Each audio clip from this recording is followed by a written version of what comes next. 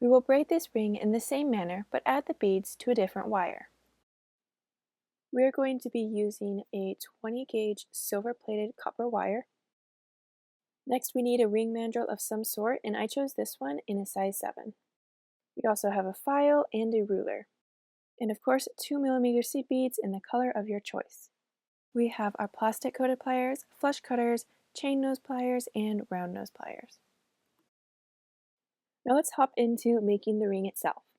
Pulling a length of wire, we are going to straighten it with our plastic coated pliers. You will need more or less wire depending on what size you want the final ring to be. For the size 7 ring that I'm making, I'm using about 5.5 inches of wire.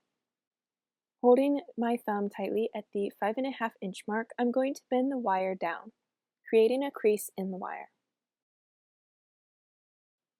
Folding the wire down, I'm going to grab my wire cutters and trim off the length of wire so that it is even with the first end. Pulling out another length of wire, we're going to line the tips up with the wire that we just cut, and then bring the long end of the wire down to the crease or bend in the wire that we just created, and lining up the wire there, we're just going to kind of imitate and copy that crease by pinching the wire with our fingers and bending the wire down and around to match that first crease. Don't stress over making this bend perfect because we will come back and adjust it slightly with our pliers in a moment. Checking the ends of the wire to make sure that they are all lined up, we're going to take the long end of the wire that's still attached to the spool and we're going to trim it to about 1.5 inches. Using our wire cutters, we are going to trim this to about 1.5 inches or 2 inches at the most. Using our round nose pliers, we are going to place the wire into the pliers to begin creating a loop. Holding it securely in the pliers, we're going to separate the ends of the wire so as to tighten it against the pliers. I placed the wire that has the short tail on top of the other. Now we can tighten down the second wire, the one with the short tail, so that it matches the first wire. Now we are going to take that short end of the wire and begin wrapping it around the other 3 wires. This wrap doesn't need to be very long. I only went around about 3 times, but you do want to make sure that you wrap it tightly as it will hold the rest of the wires securely when we begin braiding it later. Once we have finished the wrap, we are going to snip off the excess wire with the wire cutters. Using the flat nose pliers, we are going to tighten that end down, making sure that it doesn't stake out.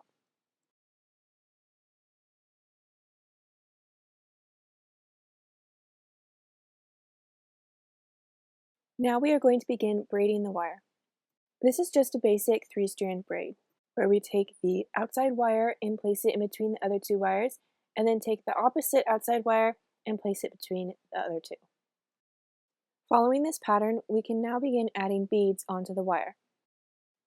Find your outside wire and add a bead onto it. Having added the bead, we will bring that wire into the center of the other 2, and then take our opposite outside wire and cross it over to create a stitch of braid. Now we are going to take another bead and add it to that outside wire.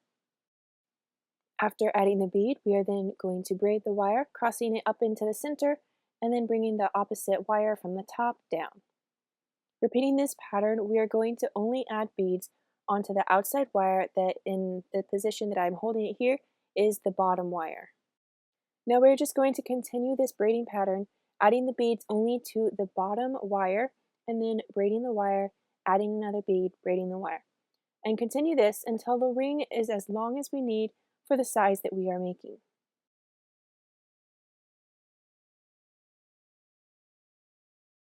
Once our braided wire is the length we need to wrap all the way around our ring mandrel, we can then begin to secure the end of the wire. Holding the wire tightly onto the ring mandrel, you can see if you need to braid more or maybe undo some of the braid like I do here. I need to remove this bead so that it's not in the way so I can finish off the ring. Next up, we are going to prepare the wires so that we can close off the ring. First, we need to find the center wire and pull that down out of the way. Because I had to unbraid some of the wire, I now need to straighten it and flatten it back down using either my needle nose pliers, or I could also use the plastic coated pliers. With the wire all straight, we will take the center wire, that one that we bent down out of the way, and we're going to use it to wrap it around the other two wires. Holding the two wires closely together, we will wrap them with the third wire, and then using our flat nose pliers, we are going to tighten the wrap as we go. Tightening the wire with our pliers, and then wrapping it again, and then tightening it with the pliers.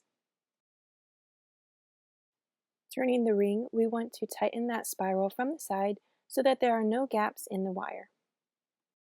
Using our wire snips or wire cutters, we're going to trim off the excess wire. Switching back to the flat nose pliers, we're going to crimp down the end. Now we're going to thread these other two wires down through the loop that we created at the very beginning.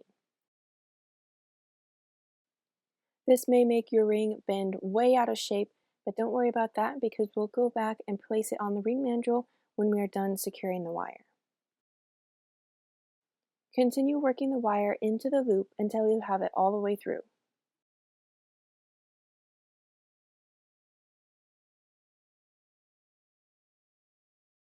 Once we have all of the wire through the loop, we're going to take one wire and thread it back through to the opposite side of the ring so that we have a wire on each side of the ring.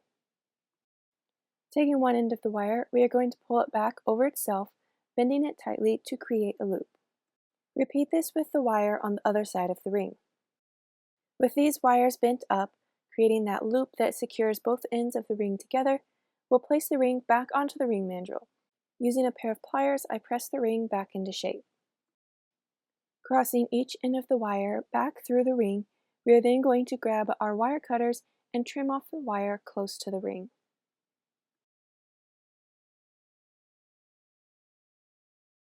After we've trimmed the wire, we are going to switch back to our flat nose pliers and flatten down and tighten the ends of wire.